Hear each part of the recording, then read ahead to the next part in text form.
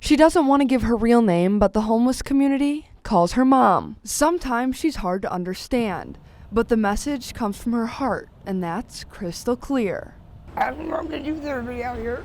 Mom is now taking care of more people than ever. Nearly 25 people are back on the streets after the Lawrence Homeless Shelter cut the number of beds because of staffing problems. They got to reopen that shelter. They got to take these people back. I can't have these many people out here. Some were able to find alternative housing, but nearly 24 had no other choice but to hit the streets. It gets, real cold at night. Brenda Sperry was one of the lucky ones who got to keep her bunk at the shelter, but the unlucky say it's not easy. It drains you.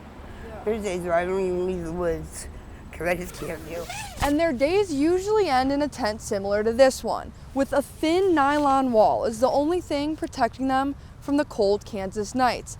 But those who are sleeping outside say the sense of community is what helps keep them warm. We are a tight community. We do take care of each other as much as we can, even if we don't like each other. Psychologists say concepts like community and friendship usually have to wait until basic needs like food and shelter are met. Theoretical proposition that people have needs that come in at various levels of intensity, and that one has to have a basis of needs filled before one can effectively move toward other needs. The first level is physiological, meaning you need things like food and water. Second is safety, a secure home, employment, feeling safe. The theories say once you have those basic levels, you can move on to higher concepts, like love and belonging. But Mom and her friends managed to find those, even without meeting the lower levels of need. Not impossible, but it's just harder to accomplish when one is still dealing with concerns about safety or dealing with concerns about physiological needs. Mom says it's exactly the community they've put together that helps fulfill those more basic needs. We are a family, and we have rules that we live by.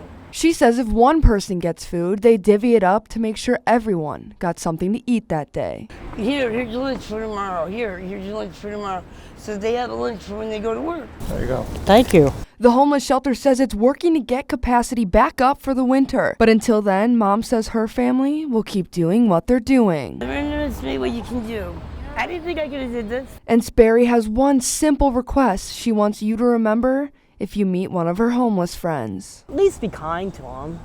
You don't have to kick them. In Lawrence, Keely Drew, KUJH News.